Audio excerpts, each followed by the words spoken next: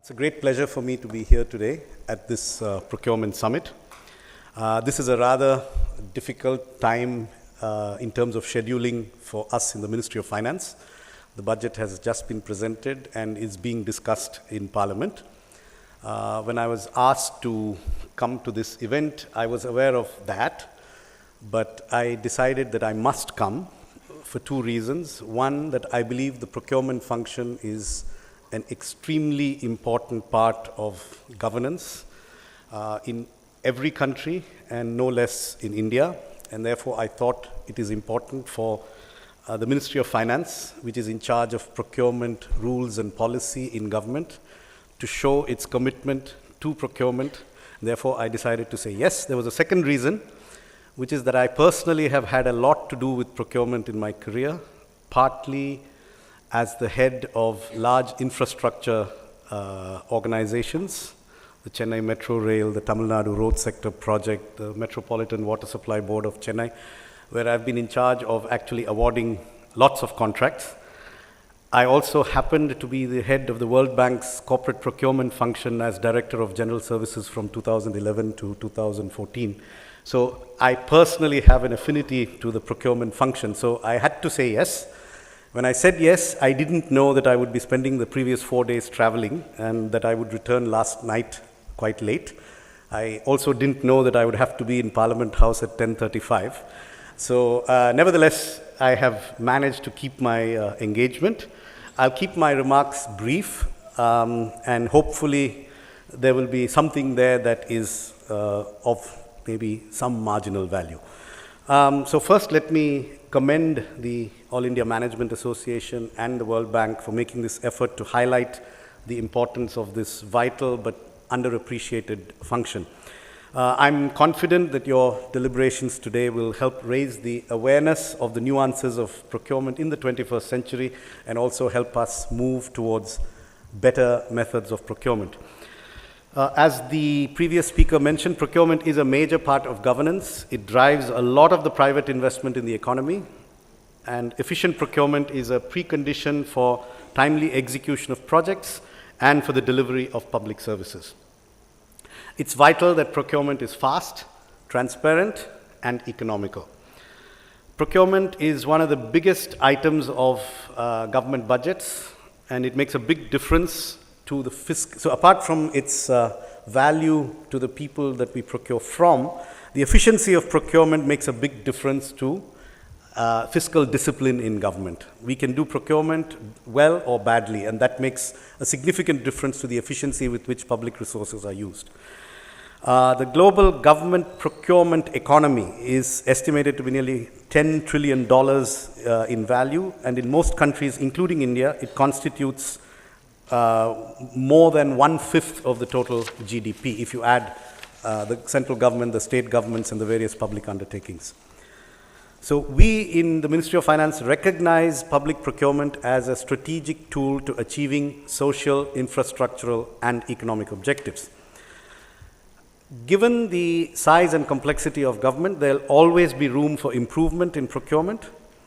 I therefore think it's very appropriate this summit is focusing on the various concerns of procurement in the 21st century. Now, we in the Ministry of Finance have taken a lot of steps to move out of the 20th century and into the 21st.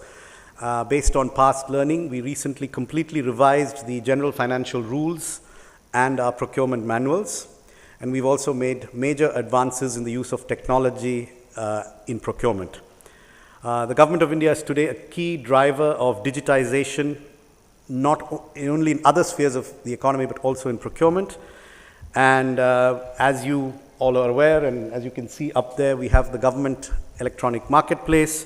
We have the central public procurement portal, which currently has electronic bids for more than 100,000 tenders, including state government tenders.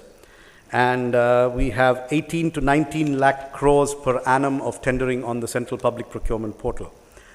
The government electronic marketplace, established in 2016 for common use goods and services, has clocked transactions worth 40,000 crores of rupees, and I had the privilege of being associated with its early phases of introduction. Public-private partnerships are an important form of infrastructure development across various sectors. PPP contracts are typically long-term contracts, and in spite of the best due diligence, it's rarely possible to anticipate every future eventuality or risk.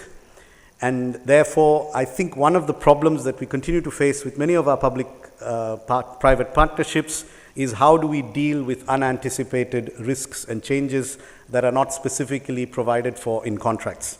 So I would really appeal to all of the experts here to help us design better mechanisms for the management of PPP contracts over long durations. What do we do when we require something to be done that is not conceived of in the contract, and how do we avoid getting into litigation and arbitration whenever something unanticipated happens? And this brings me, of course, to the issue of contractual disputes. We have mechanisms in contracts for arbitration. We have specification of where it goes to court and so on, but so far we have not been successful in actually using arbitration as a means of quick resolution of contract disputes. So in Indian circumstances, given Indian legal conditions, given the way arbitration law is interpreted in India by the courts, and given the time it takes to resolve disputes in the courts, what practically can we do which would minimize recourse to arbitration, which would minimize disputes, and which would maximize the speed with which disputes are resolved? This is not a trivial question. It's an extremely difficult question. And if we can find some answers in summits like this, I think that would be of exceptional value to public procurement. The government of India has taken some steps on expediting arbitration and so on, but I must confess that the success has been limited and we have a long way to go. So my suggestion would be, let's not necessarily focus on, changing laws, because the changed law is also subject to judicial interpretation, and we don't know what it will finally be interpreted as. Is there something that we can do to write contracts better, or provide for remedies within the contract such that if A, B, C unanticipated events happen, then X, Y, Z amounts are payable? I'm being very simplistic, but what I'm trying to say is if we can get out of disputes rather than try to focus on dispute resolution, perhaps in Indian conditions that is something we should aspire for, because I don't think it's going to be easy to say arbitration awards are final, you won't appeal them to the courts, and because they will still appeal them to the courts. You can write any number of provisions into contracts, you can write it into law, but appeal rights are very strong in India under the Constitution, and it will be difficult to oust the jurisdiction of any court, whatever you may write into whatever law. So I think these are very difficult questions, but if we can get some thoughts on how to go about it, it will be extremely useful.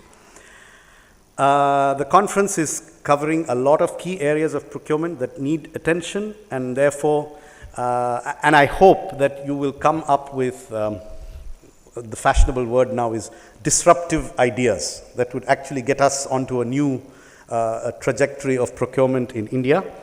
By disruption, I don't mean the kind of disruption where I have upset the schedule of this event by speaking first. I mean good disruptions that actually, push things forward.